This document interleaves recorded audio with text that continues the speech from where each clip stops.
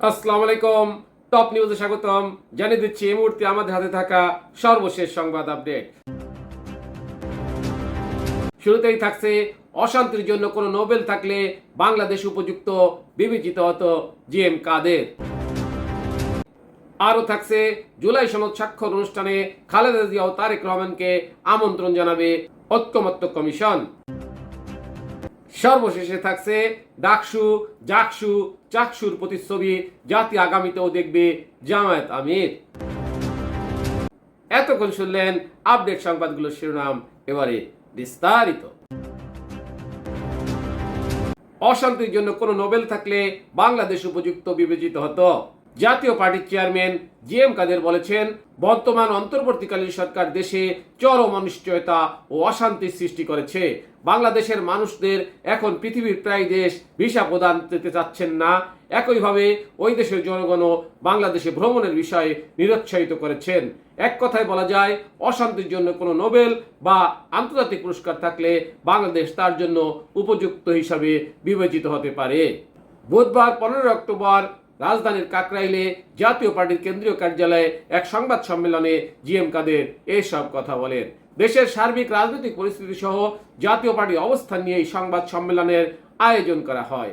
GM কাদের বলেন, দেশের বর্তমান অবক্ষয় থেকে রক্ষা কবচ, নিরপেক্ষ সরকারের অধীনে একটি অবাধ, সুষ্ঠু, নিরপেক্ষ ও অংশগ্রহণমূলক নির্বাচন। বর্তমান সরকার নিরপেক্ষ নয়, সে কারণে প্রয়োজন সরকার পরিবর্তন, তত্ত্বাবধায়ক সরকার ব্যবস্থা পুনর্বর্তন ও সে সরকারের অধীনে আগামী 3 মাসের মধ্যে একটি অবাধ, সুষ্ঠু, অংশগ্রহণমূলক নির্বাচনের ব্যবস্থা করা প্রয়োজন মনে করি। এই সরকার যত তাড়াতাড়ি বিদায় নেবে দেশের জন্য ততই মঙ্গল। জুলাই সনদ স্বাক্ষর অনুষ্ঠানে খালেদা জিয়া ও তারেক রহমানকে আমন্ত্রণ জানাবে ঐকমত্য কমিশন। বহুল আলোচিত জাতীয় জুলাই সনদ 2025-এর স্বাক্ষর অনুষ্ঠান আগামীকাল 17 অক্টোবর অনুষ্ঠিত হতে যাচ্ছে।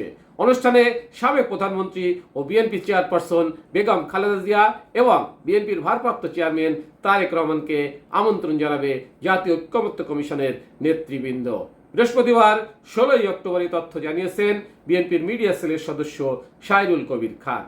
তিনি জানান, আজ রাত 8টায় কমিশনের নেতারা রাজধানীর বসুন্ধরার এভির কেয়ার হাসপাতালে যাবেন।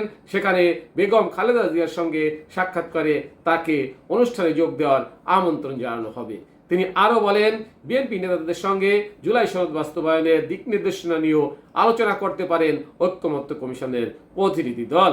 ডাকসু জাকসু চাকসুর প্রতিচ্ছবি জাতি আগামীতেও দেখবে জামায়াত আমির।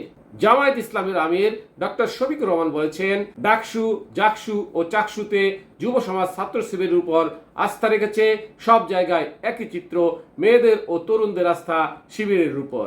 আজ রাজশাহী বিশ্ববিদ্যালয় হচ্ছে এর প্রতিচ্ছবি জাতি আগামীতে দেখবে ইনশাআল্লাহ। বৃহস্পতিবার 16 অক্টোবর রাজধানীর মিরপুরের পুলিশ কনভেনশন সেন্টারে আয়োজিত ঢাকা 15 নির্বাচনী আসনের এক সমাবেশে তিনি এ কথা বলেন। ডক্টর শফিকুর রহমান বলেন, আমরা অভিভূত হয়ে লক্ষ্য করছি, দুটো সমাজ ইসলামকে দারুণভাবে ধারণ করছে। একটি আমাদের যুব সমাজ, আরেকটি আমাদের মেয়েদের সমাজ। আজ পর্যন্ত 3টি পাবলিক বিশ্ববিদ্যালয়ে নির্বাচন হয়ে গেছে। সব জায়গায় একই চিত্র, মেয়েদের আস্থা ছাত্র শিবিরের উপর, তরুণদের আস্থা ছাত্র শিবিরের উপর। এরই প্রতিচ্ছবি আগামীতে বাংলাদেশ দেখবে। টপ নিউজ এখনকার মতো শেষ করছি। আল্লাহ হাফেজ।